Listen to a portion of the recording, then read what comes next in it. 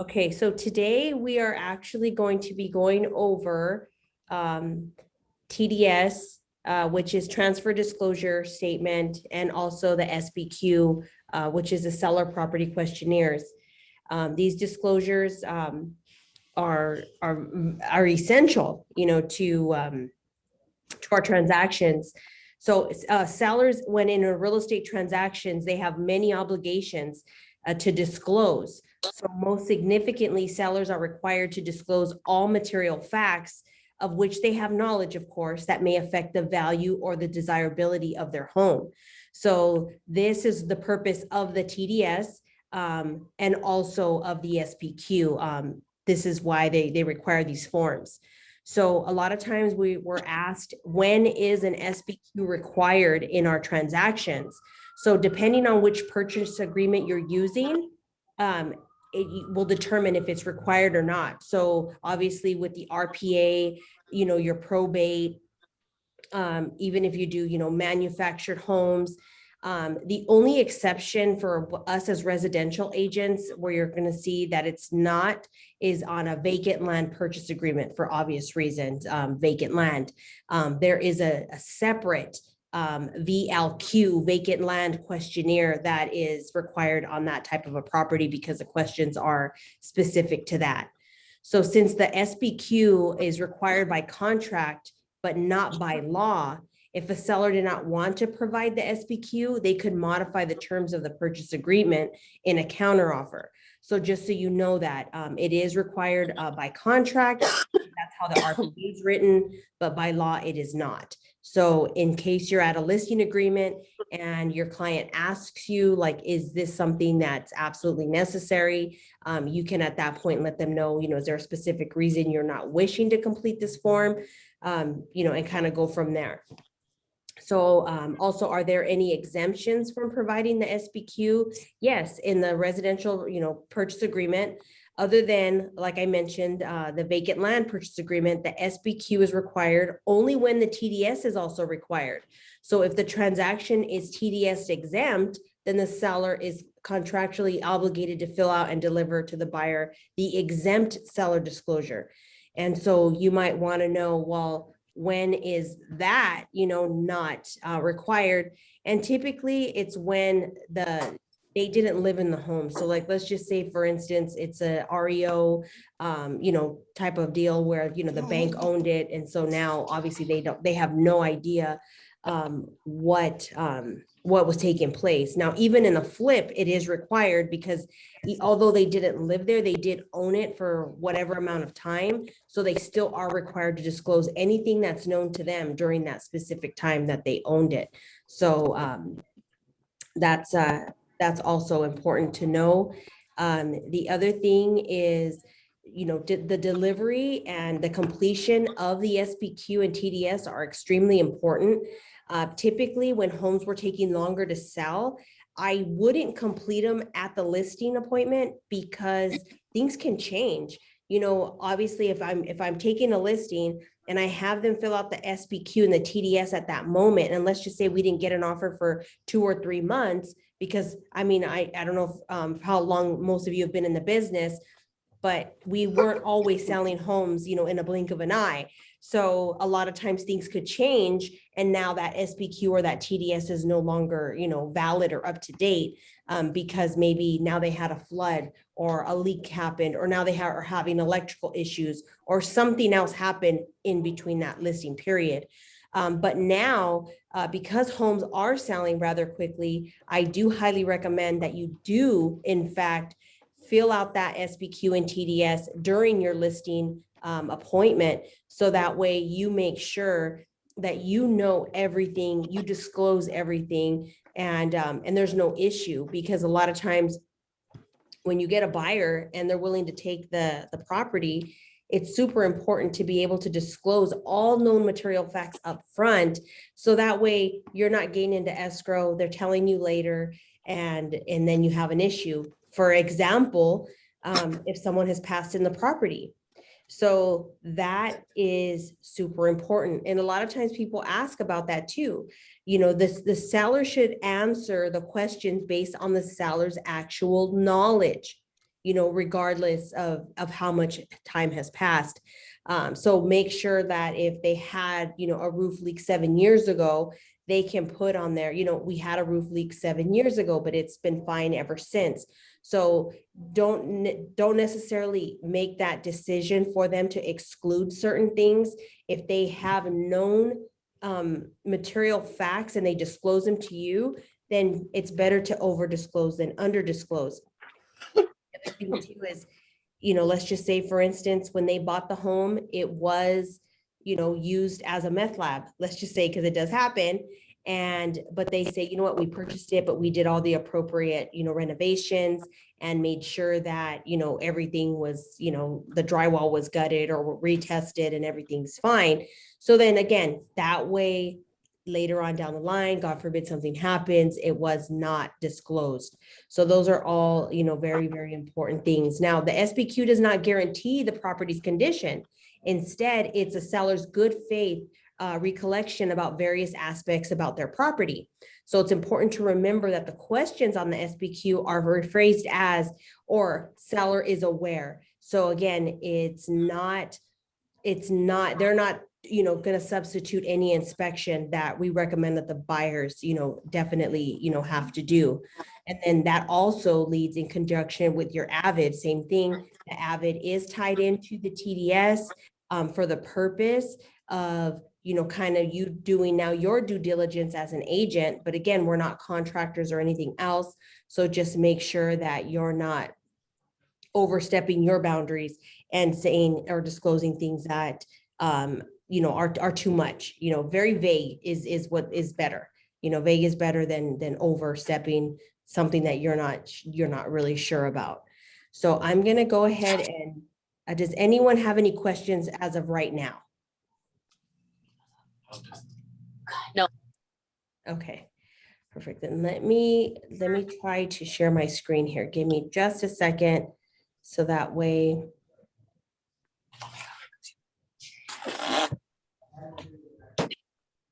Let's see.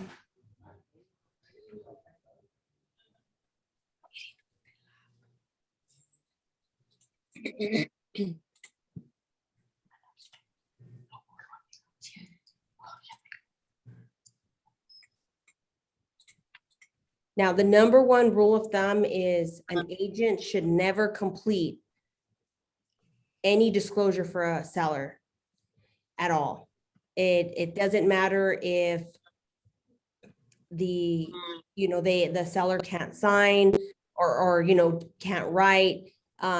Always ask for a different person, on their behalf that's there with them. You should never complete a TDS or any form for that nature, for your client. It's a huge liability. And they could say, well, I told her to say yes, and she marked no. So again, you don't want to put yourself in that situation. God forbid that were to ever happen. So let me get here and show you. Okay, here we go. And if you notice, I'm going to go back here to find you guys.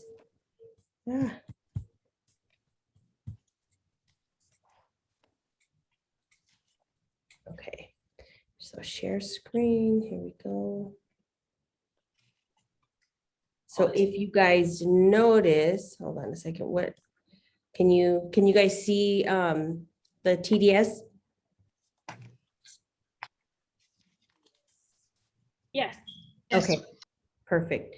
So if you notice on the TDS, you can't fill any boxes in, obviously for obvious reasons. They don't want you to fill it out for your clients. So the most important thing is dates, and it says on there at the very top,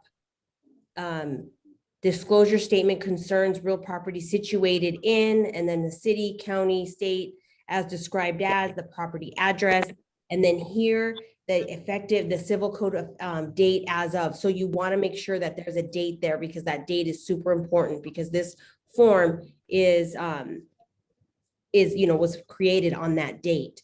So you always want to make sure that that date's filled in there.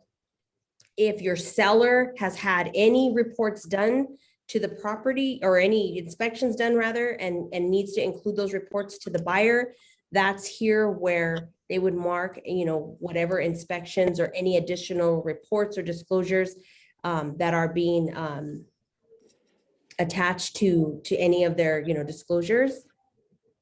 And then here's seller's information. So seller is or is not occupying the property. That is super important. Make sure that always gets missed. A lot of times we receive the TDS from the listing agent and that is not completed. That is very important. Our TC knows that once we get this form, if it is not completed in its entirety, that we send it back and we do not even show it to our client because it is not completed. It's not, it doesn't have all the information that we need to be able to sit with our client and explain. So anytime you get a form, always review it and make sure that it is in fact completed in its entirety. So every question should be answered. So seller is or is not occupying the property, number one. The subject property has the items checked below. Now, if you're the listing agent, you're going to tell your client, please mark whatever your home currently has and will currently remain with the property. So if they don't plan to leave, anything on there, let's just say, for instance, they don't plan to leave, I don't know, their dishwasher, then don't have them mark the dishwasher because that's not going to be left. This is assuming what's being transferred because it's a transfer statement. So they're going to mark, there's a range, there's an oven, there's a microwave, there's a dishwasher, a garbage disposal, they're going to mark everything on here that is being transferred with this property. And if there is a garage remotes, how many are they leaving? So you're going to want them to fill all of this out. Exhaust fans in, where is their exhaust fans? In the bathrooms, in the laundry room, where are they? Is there 220-volt wiring? If there's not, put NA. Don't ever leave it blank. If there is, it's in the garage, or wherever the 220 is, maybe in the patio because they have a spa, wherever that wiring is. Is there a fireplace? Where is it located? If there's not one, again, NA, it doesn't apply. And gas starting, is it gas starting? Is it wood burning? What is it? So again, complete that to the best of, seller's knowledge. Roof type. And if they don't know, then put unknown, not sure. That's fine. They can put that, and then it would be up to the buyer to get that information at that point. If they don't know the age, they have zero clue, then again, don't leave it blank and don't guess. They can put unknown, not sure. But if they do want to guess and say, it's about 8 years, maybe 10, well, then let them write in what they feel comfortable with. But if they tell you, I don't know, I have no clue what to write, then put unknown, but just don't leave it blank. And then other would be anything else that they're leaving that may not be, attached to this form. So anything else that's being transferred with the property. So that would be there. And then they're asking, are there, to the best of your seller's knowledge, any of the above that are not in operating condition? So let's just say they say, well, my dishwasher, I don't know if it works or not. I don't use it. I never used it. It was brand new 10 years ago, but I've never used it. It's like, okay, then unknown. So you can put, are any of these in, a non-operating condition? You can put yes.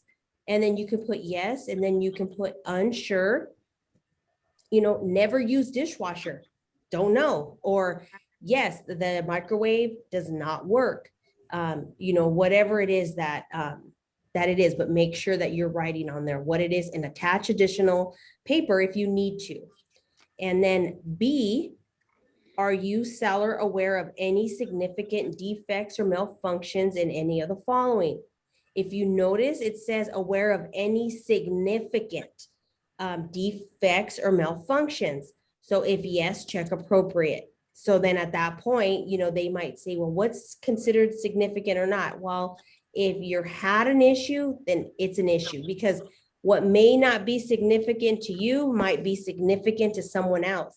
So just disclose, just to be sure. So let's just say, if you had an issue with, your electrical, notice you're blow drying your hair and then the TV turns off, every time because maybe the voltage is too much, or what have you, then yeah, you can just write sometimes, I have to reset the breaker, and then again, they're going to figure that out later if that's something that they need, that concerns them or not. Who knows? Maybe they don't need a blow dryer and it's not a big deal to them. So we don't know. So just always disclose. And then again, attach additional paper if necessary, if you need that.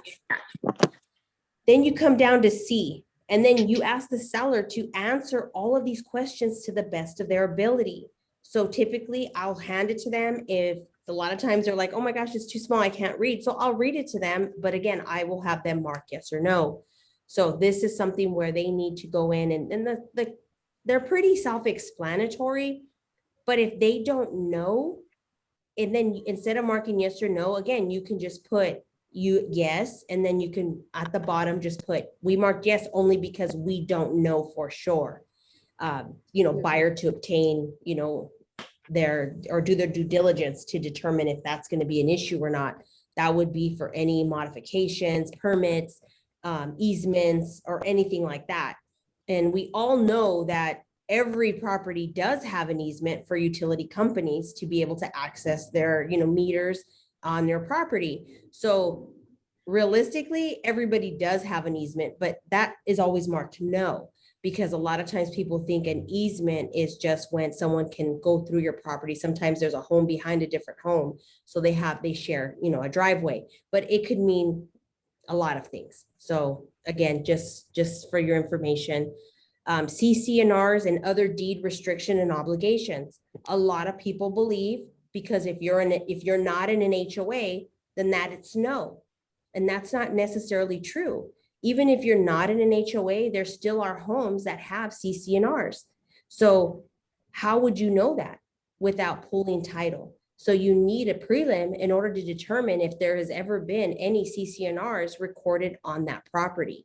And that's why if you're not sure, you can even put unsure, don't know, see prelim. And then at that point, they can verify there, unless they know for a fact that there's none. But there is a lot of properties, like I mentioned, that aren't necessarily in an HOA, but do have CC&Rs. So any common areas, that's typically association for the most part, where they share, the pool, the clubhouse, the barbecue area or picnic areas. So you would want to mark there. Any notices of abatement or citations against the property. So, has it been red tagged? Has there anything that, has been cited for whatever reason? Yes or no? Any lawsuits by or against the seller, threatening, any claims for damages. So that can go on and on. So again, are you in any type of litigation? Are you in an HOA that's in litigation?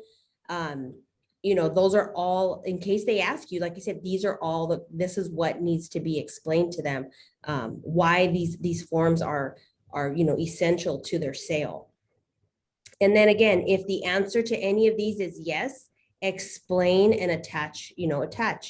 And then it says the seller certifies that the property as of the close of escrow will be in compliance of the health and safety code and have smoke detectors, which are approved and listed and installed in accordance with the state fire marshal regulations. The seller also certifies that the property as of the close of escrow will also be in compliance with the section 19-11 of the health and safety code by having the water heater braced, anchored, and strapped, in accordance of law. So you want to make sure, which we have several forms for that, and that should be something when you're doing your initial walkthrough at the listing that you advise them almost immediately, to get those done. And then the seller is going to certify and sign up top to to everything that they signed. And then obviously here's where the agent's inspection disclosure is.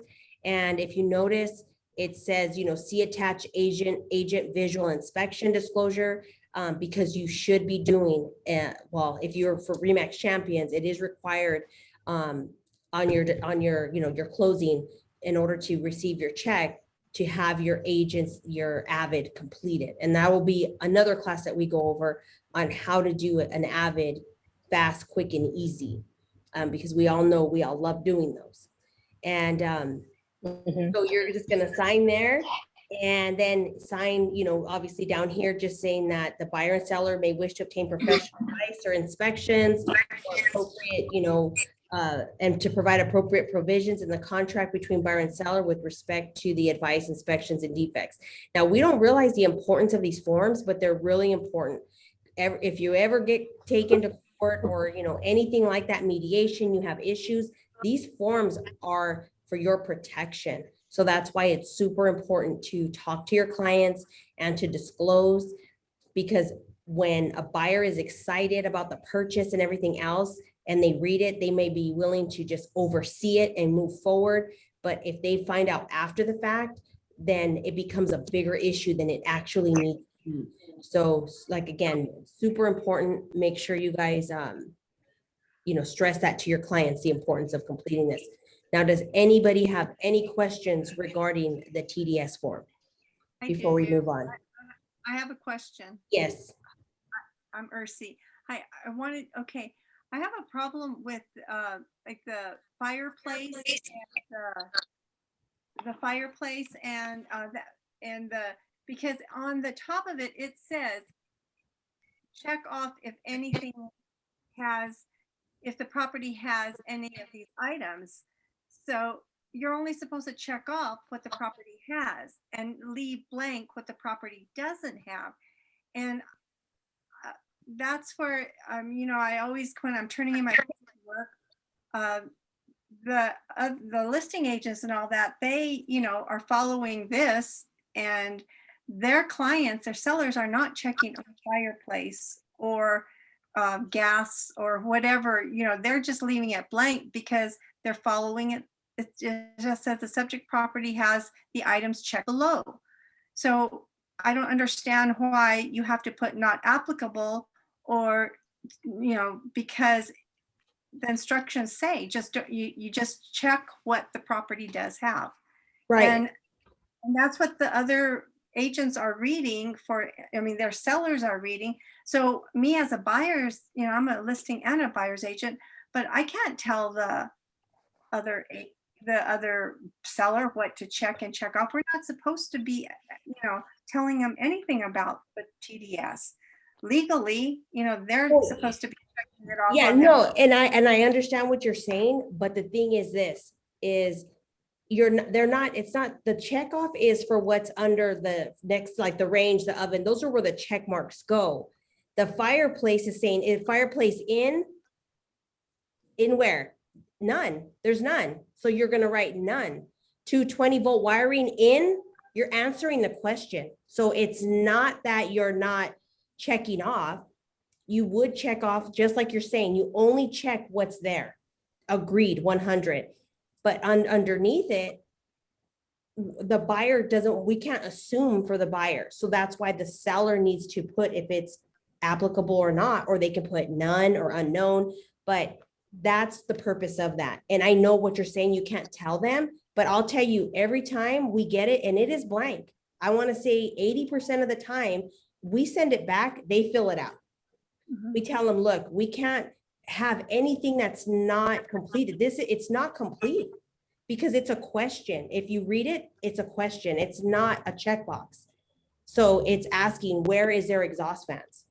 There's none, or they're here. Where is there this roof type? It's asking you a question. So it's a little bit different than the check boxes. So, I've never had an issue with the agent not willing to do it. It's just, they give it to their seller, and a lot of times they don't even review it. They give it to their seller. They just say, here, fill it out, or they'll glide it to them or e-sign it to them or whatever they do. So a lot of times it's incomplete. They didn't even review it. But I'm telling you, as a listing agent, definitely make sure, because you're not supposed to leave anything blank, even on a contract. You know, you want to make sure that you draw a line through stuff because anything can be changed. So that's the purpose of it. It's, again, we're doing it from a legal standpoint. You know, we want to make sure that in the future, again, let's just say you give it to your client, they sign it, and let's say there was a fireplace, but it was covered up. I've had that happen. They put drywall over it, but you could still see the vent outside. So you just want to make sure that, you know, they answer whether there was one or there wasn't one, or I knew it was covered up, or I remodeled, it's not there anymore, you know, whatever the case is. So I hope that that helps. It helps me a lot. Thank you so much. Yeah, you're welcome. Does anyone else have any other questions? Okay, so we'll move on to, let's see. Let me find it. Okay, so here we go. Seller property questionnaire. So here is the famous seller property questionnaire. And a lot of times the sellers get overwhelmed because of how many, it's a lot of questions, you know, and they're like, oh my gosh, it's so many questions. But this form does not substitute the TDS. You know, it's used by the seller to provide additional information when the TDS is completed. So it just gives a little bit more detailed information. And if you notice, note to seller here. So just make sure they know the purpose of this is for you to tell the buyer about known material or significant items affecting the value or the desirability of the property, and to help eliminate misunderstandings about the condition of the property. So, and again, as we talked before, sometimes something that you do not consider material or significant may be perceived differently by a buyer. So again, we all have different perceptions of things. Certain things are more important than, you know, to us than others. And I'll give you an example, water pressure. You know, some people don't mind that there's not much water pressure, and others want that water to come pouring out on them. So we don't know what's going to be important to that next buyer. So, and then note to the buyer, if you're a, you know, the buyer's agent, you know, this purpose of this form is to give you information about, you know, the property, the known material and significant facts. So again, just kind of from one side to the other. And then make sure that they are aware sellers' disclosures do not substitute your own investigation or personal judgment or common sense. So, you know, they may say, you know, the air, it says there's no problem with AC, but it's not cooling. Okay, you know, don't take it for granted. Maybe get an HVAC person out there to take a look specifically at that unit to see what it is before you know, remove any contingency. And so here, statutory or contractually required or related. So you're going to have them complete this form. Now, a lot of people talk about within the last 3 years, the death of an occupant or of the property upon the property. I had a seller, well, they were a buyer first. So they bought this home. They knew the original owner had passed. And when they bought it, it was turning 3 years that he had passed on the property. They decided to sell about 7 months later. She says, Sonia, do I have to disclose it? Because it's been more than 3 years. And you know, is it required? And I told her, you know what, it's, since you know, just write it on there. It's not going to hurt that you tell them, because you rather someone be in escrow with you that you has full disclosure. Then again, they go find out, they do their own investigations, and then they find out, yes, it wasn't 3 years, it was 3.5 years, let's just say. But the fact of the matter is, you know. So again, their knowledge, you know, seller's knowledge, it's always important to put that on there. And then, you know, they're going to answer every one of these questions to the best of their ability, and then just answer or explain if they need to. And same thing with repair and alterations. You know, have they done any modifications, replace? And most people have. You know, most people have painted. Most people have, you know, updated a vanity or something. So just make sure that, you know, you're writing on there what it is that you that you're doing. And then structural systems and appliances, defects in any of the following, including past, if you notice that, including past that have been repaired. So that's where we go to say where we had talked about, even if they said, you know what, I replaced that plumbing 7 years or 8 years ago because it was leaking, there's no time frame on here. It's just their knowledge. So as long as they've owned the property, so they can say, yes, when I first bought it, there was, a pipe burst, very common, the main water line went out, but I replaced it and I haven't had any issues since. So that's also important. The other important thing is disclosing if you have a septic. A lot of times people don't even tell you that. You don't even know that. As a listing agent, when you go in there, if you're not using the residential listing input form, and if you don't know what that is, we can go over that another time. But that form is your guide.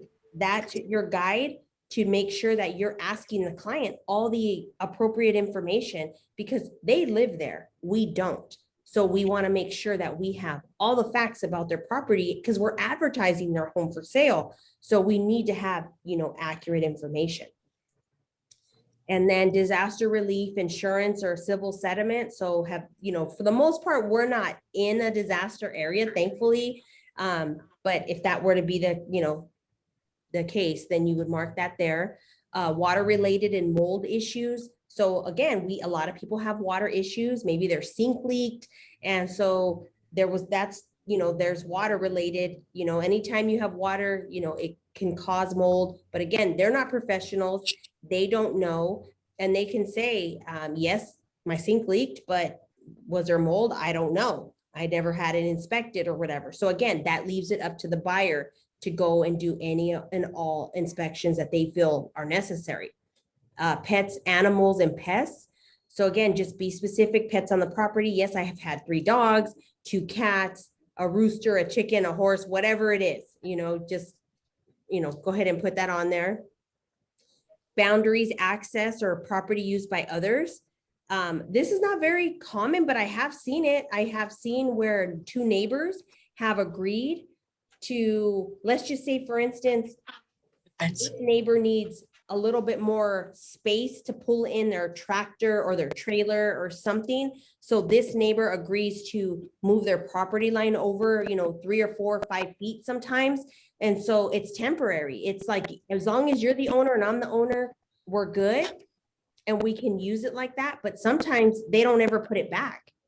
So then it ends up becoming an issue later on down the line. So that's also something. Have you ever altered your, where your property lines are? That's also a question, you can ask them as well. And then that would be put in here, and then they can decide how they're going to take care of that or move it back or whatever, however that works. Landscaping, pool and spa. So again, just talking about the landscape. Is there sprinklers? Are they automated? Do they work? Do they not work? That type of good stuff. If they're in a condo or planned unit development, this is where this would be marked. Title, ownership, liens, and legal claims. So is there any other person or entity on title other than the seller signing this form?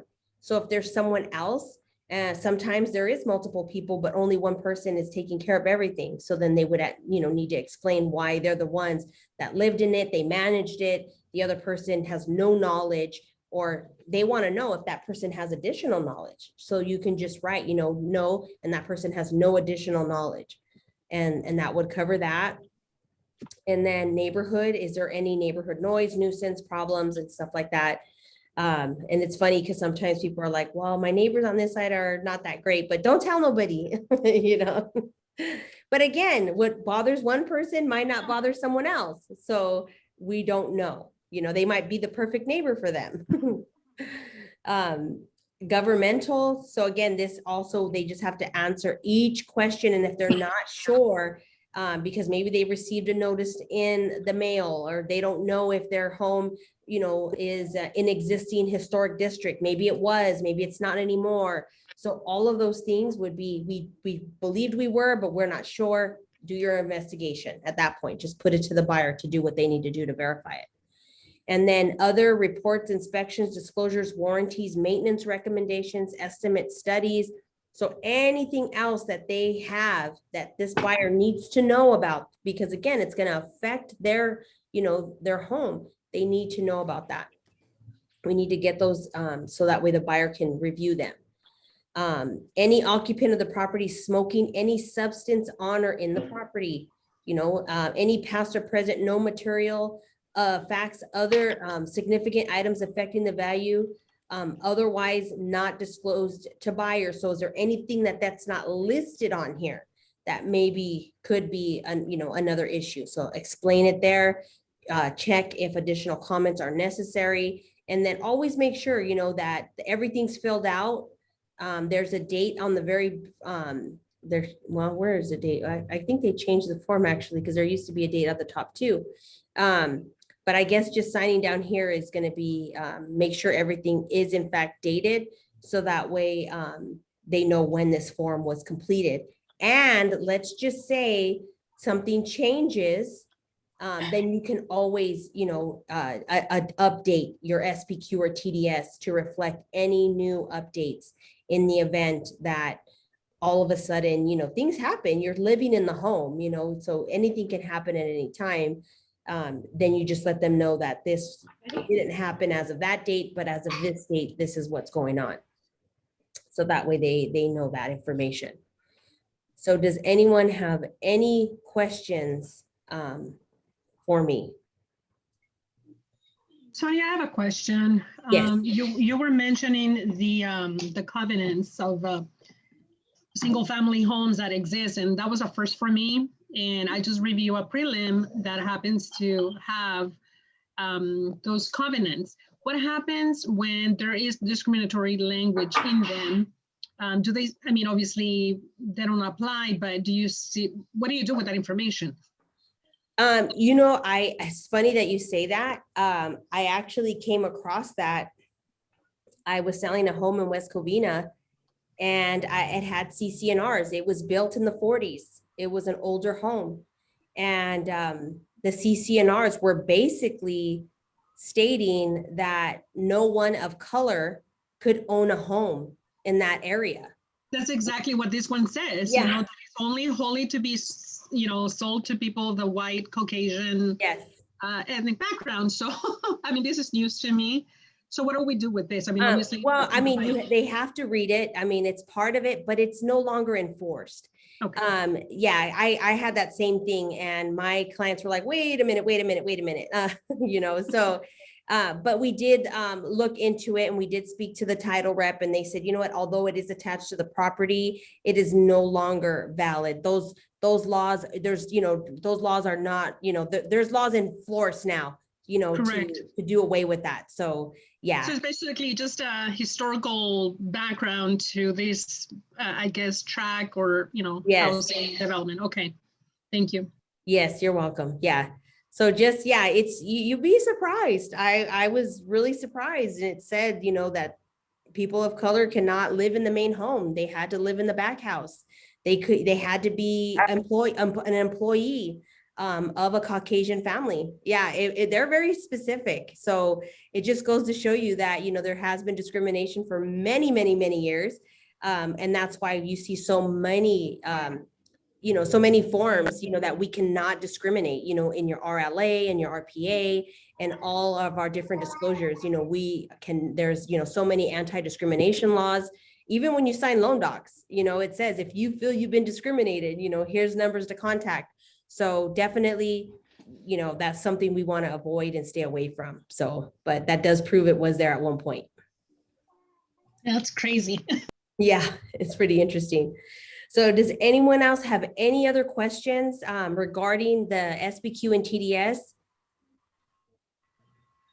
So we're good to go. Okay, that's awesome. Like I said, I really want to stress the importance of just making sure when you're going to sit in front of your seller that you just let them know, because a lot of times they get scared. They say, oh, I did have this, but I'm worried. No, don't worry. It's better. It's just like, and everybody laughs at me, but it's just like a relationship. Wouldn't you want to know ahead of time and you decide if you're okay with it?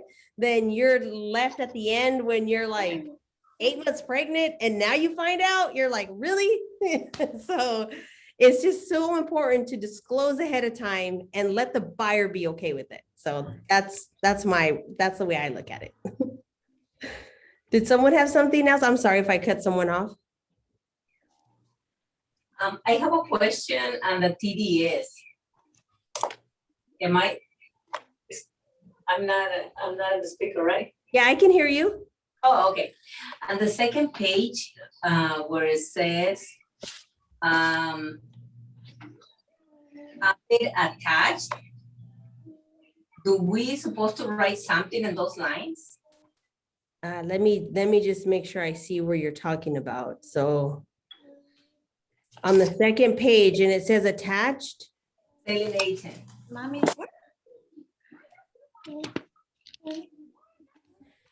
Where we signed, and it says, update attached, and there's lines. Oh, I see where you're saying. Yeah, do we supposed to write something or just, update attached? No, if you're attaching, you're supposed to mark one of those boxes. So you can either, and let me just share this with you guys so you guys can see what she's referring to. So here she's saying where you mark. So here's the check mark. So if you check the agent notes the following, then you're gonna write something in there. But if you're marking see attached avid, then you don't have to. Or if agent notes no items for disclosure, then you wouldn't write nothing either. So you're only gonna write something in there if you mark that third box. Like what you should write there, like, let's say. You know what, to be honest with you, before the avid came along, I would write in there, buyers to, obtain any and all inspections to satisfy themselves with the condition of the But- property.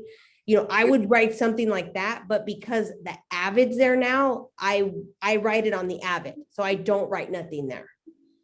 Oh, okay. So there's a section on the avid where I put that, it's just the same verbiage over and over, just that they know that they can hire as many and, any appropriate professional that they deem necessary to determine, the true condition of that home. Because again, you can hire a general home inspector, but if the home inspector says, there looks like there's gonna be an issue with your roof, they always say on there, I, recommend a licensed roofer to check it out. Or I recommend a HVAC person or a plumber or an electrician. So if they're calling out additional things, it's super important to make sure your clients know, okay, look, we did our general inspection.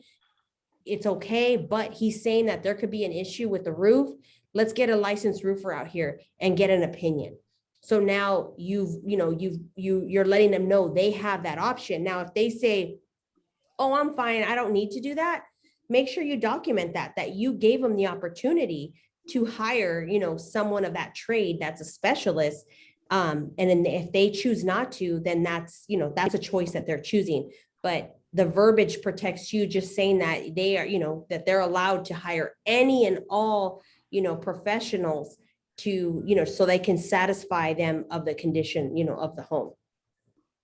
You put that in the avid, right? On the avid, yes. Can you show us what is the verbiage? Yeah, so basically what I do is, let me see, hold on, let me see if I have it here. Hold on really quick.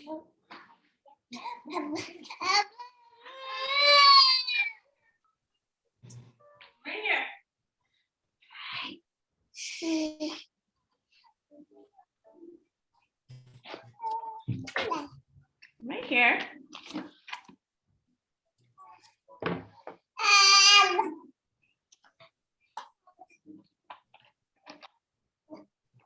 So let me share this.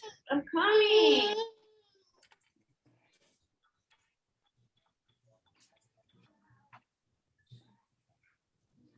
Okay, so.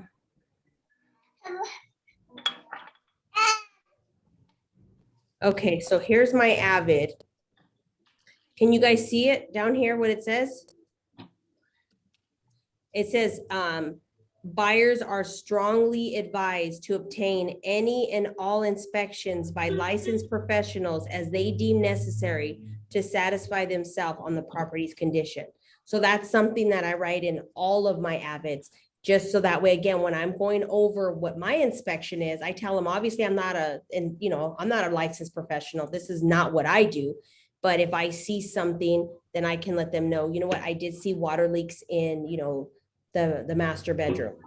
So, it's important for us to make sure that there is no active leak, or let's look at the SPQ and TDS and see if it matches up to whatever they say. Maybe there was a leak and now there's no longer a leak, so you just want to make sure that that's the whole point of reviewing all your disclosures together and with your home inspection as well. So that way you can make sure that everything, makes sense. And if you have to get additional inspections, then at that point you would do that. Okay, sounds good. So does anyone have any other questions?